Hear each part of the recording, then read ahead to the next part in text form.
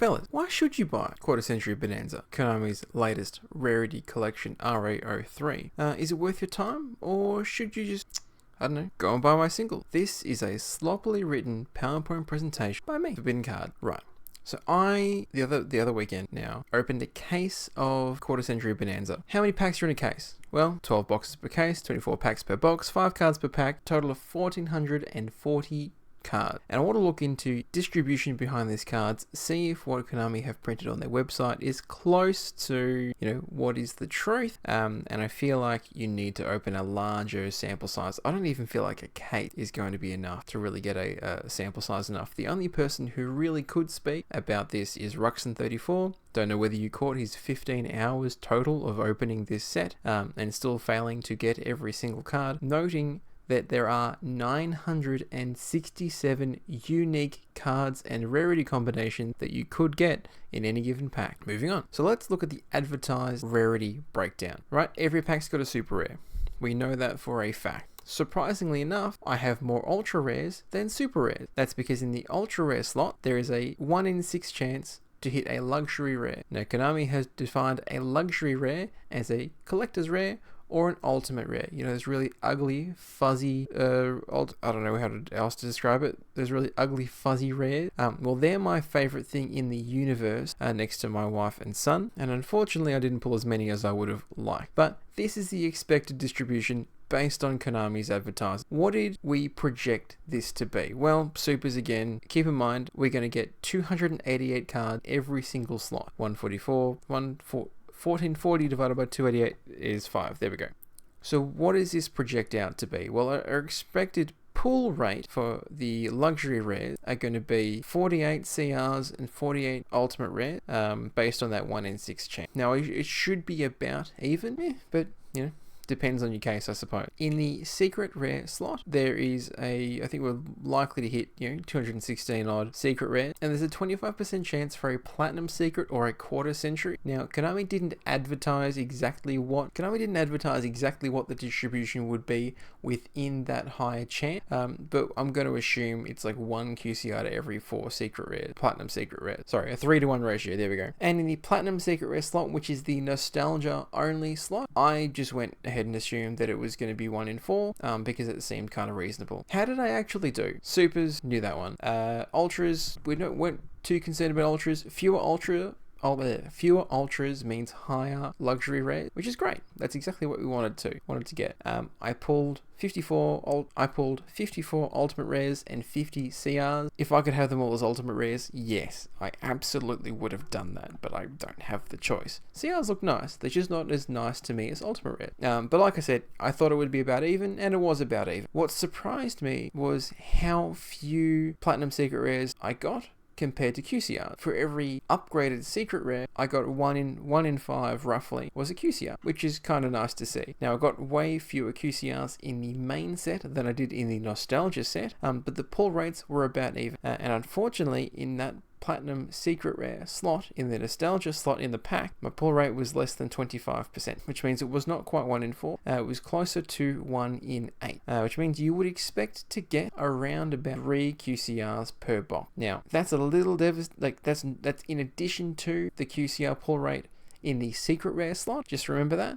So I didn't get only 3 QCRs per box. It was closer to 5. How many of the bomb cards did we get? Now, in the super, believe it or not, we got more ultra rares than super rares, and I realized that my face is covering that's it. You're dealing with me. You're dealing with whoever the guy is over the fence in Home Improvement. 3 bonfire, 2 wanted, 1 SP. 1 SP in the super slot is really interesting. It may actually be one of the harder cards to get, even though it is technically cheaper than the ultra rare.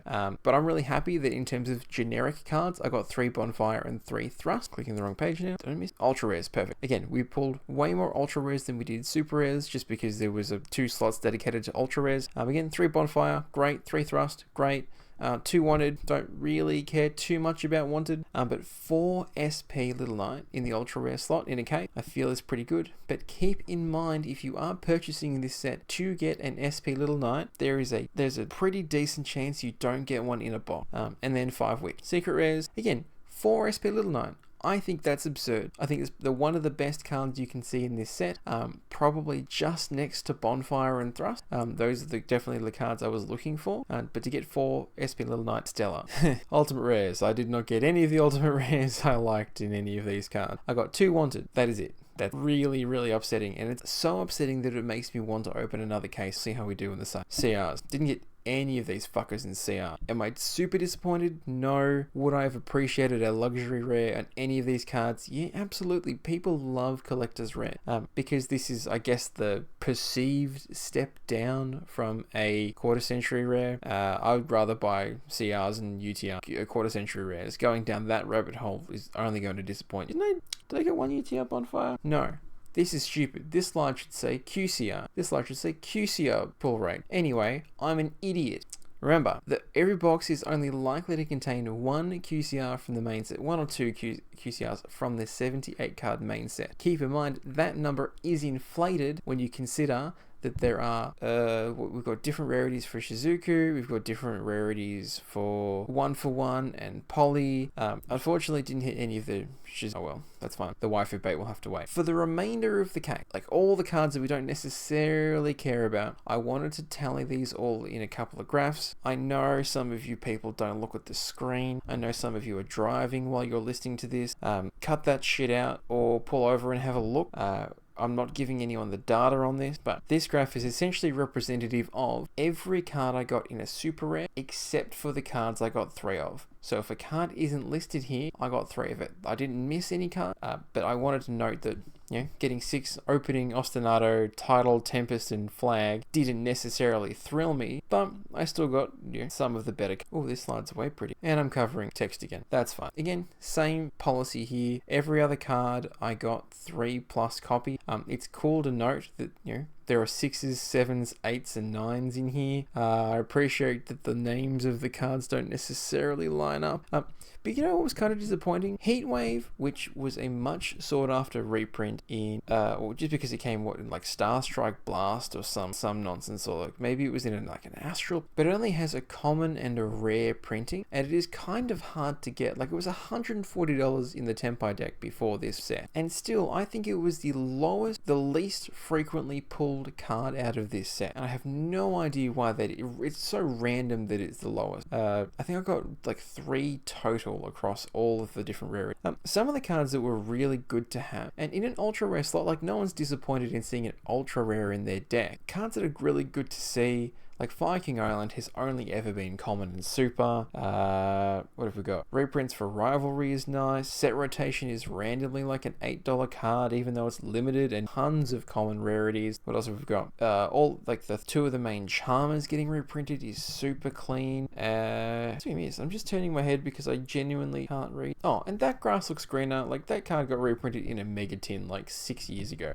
It definitely needed to happen, and now everyone has that card too. For all of the other secret rare card. Now, I don't believe I missed. Yeah, the only miss in here was the alternate art of Ghost Reaper and Winter Cherry. Fucking where? Who cares? That's totally fine. But again, every other card that isn't on this graph, I got 3 or 4 copies. Again, see that Heatwave at 1? Heatwave, 1 copy of Secret Rare. Christ. And then we've got other stuff that's sort of nice to have. Like, people aren't disappointed to have Secret Rare. You know, 1-for-1, Nightmare Phoenix, Super Poly, Dark. Totally awesome is a cracking reprint. Because no one respects the Mermail deck, and that deck needed better access to some of those older cards. And don't forget, there's 1 card in here, I don't know if I've included it. What was I? There's a good chance I didn't include the 3 copies of Atlantean Dragoons because I already committed them to someone else prior to opening the case, but there are also 4 copies of Atlantean Dragoon, which is also a stellar reprint because I don't know what happened to the supposed structure deck that Konami were meant to relate, like beside the Fire King deck, but that just didn't happen. Oh well. So I set aside the Atlantean Dragoons and the Secret Rare. And let's face it, if you've been playing old years, those cards needed to be reprinted because you could not play those old copies anymore. They are damaged as shit. And let's have a look at the CRs. If the card isn't here, I didn't pull it. It's just that easy. Now, I have difficulty deciding on whether it is worth evaluating what I got of each card.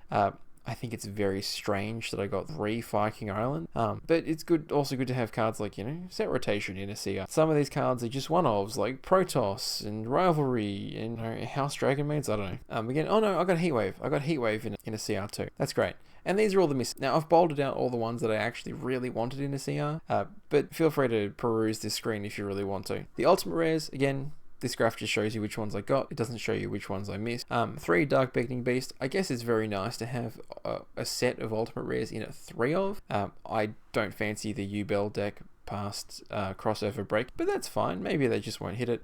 The one I desperately needed a reprint for was Allure of Dark. Now I appreciate that this is not the ultimate rare that people will be looking for in an Allure of Dark, but I promise you this card looks fantastic. Texture makes 0 sense, but it's very distinguishable from. But you got to shelve those original ultis. They just cannot be. Same with cards like Armageddon Knight. If you're playing old Armageddon Knights, that card is not passing deck check. And again, here's every missed UTR. Strangely enough, I really wanted Galatea. I wanted as many copies of the Orcust cards as possible in every rarity, because obviously that deck is getting banger new card. But I have a feeling that the next step beyond having a quarter century rare, because this is the 3rd year of the quarter century, is we start having those quarter century style rarity where instead of the 25 in the effect text, it's now a stamp of that archetype's emblem. If we get those ported into the TCG, we're very, very happy. One step away from getting the YCS print on a card. Platinum rares, I gotta admit, this is like the least interesting rare for me. Do I like having access to these cards? Sure. But I think this is a reasonably ugly rarity, and not one that I would willingly put into my deck unless I didn't have access to the other card. Again, every miss. Really would have liked some Galatea. Missed out on those. That's fine. Didn't get any Gearsus of the Orcus Mech Knight. Let's review everything to do with quarter century pull. Now, before we get into, remember, this set has 278 possible quarter century rare, and we are only getting maybe 48 to 55 QCRs in a single case, which means if you want to start hitting those higher volumes of QCRs, you really do need to be opening multiple cases, which I don't recommend unless you are a vendor or a sailor. So I can't show you a graph of the platinum and the QCRs for the nostalgia set. There's 200 cards in just the nostalgia set. I'm not going to put down each card I got or didn't get. So I just want to show you in terms of what are the higher value cards on the TCG Player website, because as a fledgling card store, I think it's important to see, if I open a case, what is my expected return on investment? Now, in a huge rarity reprint set like this, fairly low.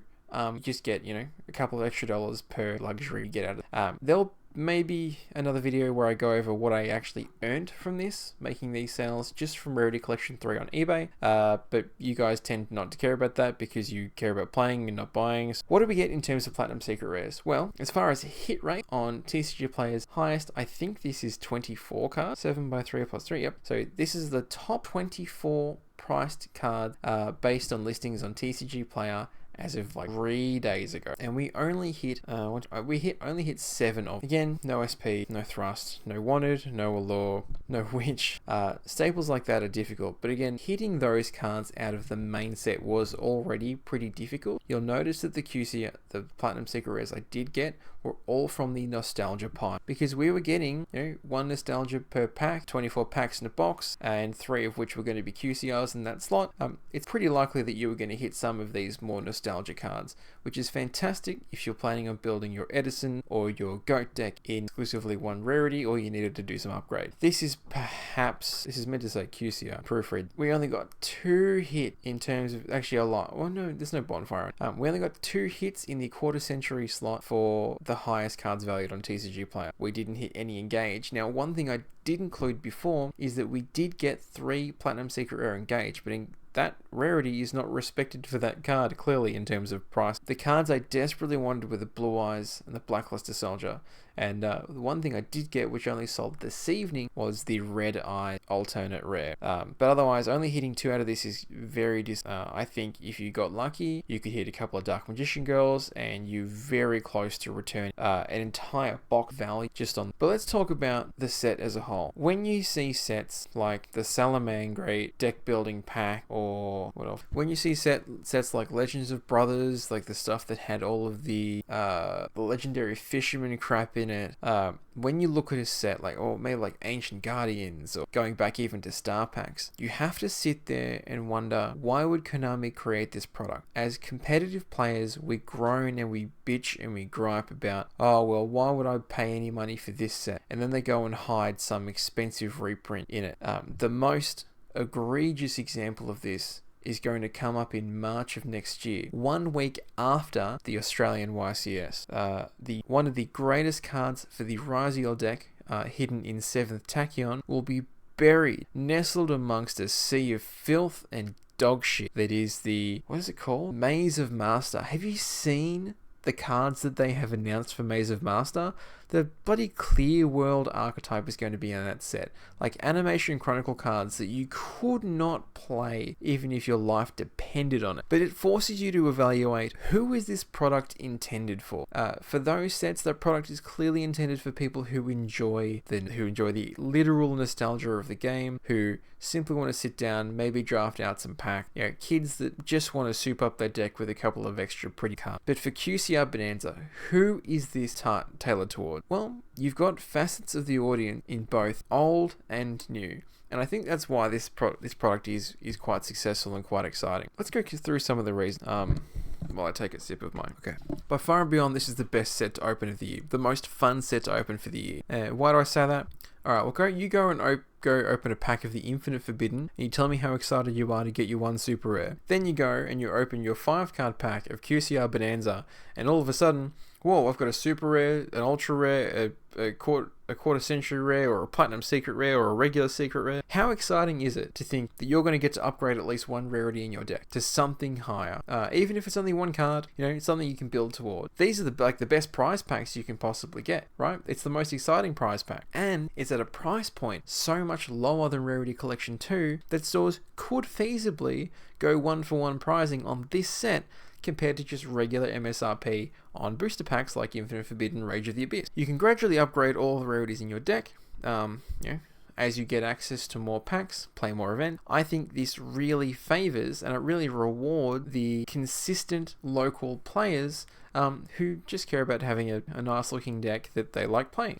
It's perfectly okay to enjoy playing this game. You don't need to be a competitive tryhard like I am when these big events come around. Sometimes you just go to locals, get to interact with the people you like and pull cards that look pretty. This set also provides a lot of value for someone who wants to go out and invest in a lot of the older cards, particularly for Edison format. Having high, even low rarity reprint of some card, pretty stellar way to get people introduced to that format. Someone who's never heard of Edison format is going to look at this set and wonder, why is someone reprinting all of these old and fucking cards? That out, great. I did it in 25 minutes. This may actually be someone's first introduction to a Time Wizard format. Now, do we care about that in Australia? Exactly 8 people care about it, I imagine. And I am not one of them. But granted, what are the other impact this set has on the general consensus of the market? Well, it reduces the average prices of your cards in your deck. You can perceive that as a negative if you are ever planning on reselling your card. But we all know Yu-Gi-Oh cards don't hold any value anyway, so the cards might as well be cheaper for people to buy on the longer term. And for people like me who simply want to see what this set can make them in terms of profit, budding vendors now have an easy stock of some holo cards you can put in a little repack. I do not do this, by the way. I don't agree with this. There's better ways to combine these cards into useful products like repacks and booster packs. There's way better ways of doing it. But anyway, why would you avoid this set? Well, if you want to buy, it's like do I have to tell you how many times does a core set come out and someone just says buy the singles? It's cheaper. You go and open a box, you don't hit the card you want, and all of a sudden now you're $120, $140 in the hole, and you still don't have the card you want, and you definitely can't trade up to the card you want because you already spent your $140 on bullshit. But you would not. Don't go buying the set thinking you're gonna hit your 1 QCR that you need. If you do want to get a QCR, wait for someone else to saturate the market with these. It's an extremely popular set. People like Ruxin open 10 cases live. didn't pull a complete set of every QCR, but it means there's lots of doubles on the market and it's fairly saturated. They are still higher value cards. I think even some of those cards, like in the nostalgia set, are worth grading. Like I pulled a Winged Dragon of Ra, a Red Eyes, the Blue Eyes could definitely even be worth grading. But like, just keep in mind that you're never guaranteed anything in a given pack. So don't go and invest in buying a lot of sealed product if you're not prepared to be disappointed with missing one or two really key cards that could make you some money or will be the rarity upgrades you need for your deck. Just go out and buy the card. Always go and buy single. It's totally fine to buy. You wouldn't buy the set if you like commons or rares. I don't know what to say to you people. If you really wanted a common or rare reprint, this pack is not for you, and for the 3 people who play Common Charity, I'm sorry. You must be very disappointed all of the time.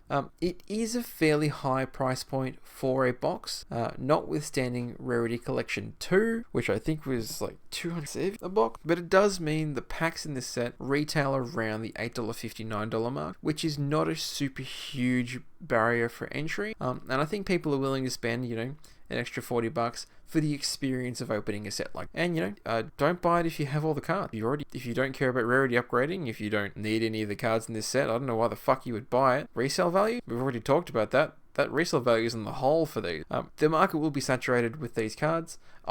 I'm definitely guilty of this. If I could show you, I have a box here of the 1,300 odd cards, which I would hope people will buy. I think I'll be relatively disappointed in how many people were willing to buy these cards. But having said that, I'm not going to be disappointed with having 5 spare copies of Allure of Darkness sitting around.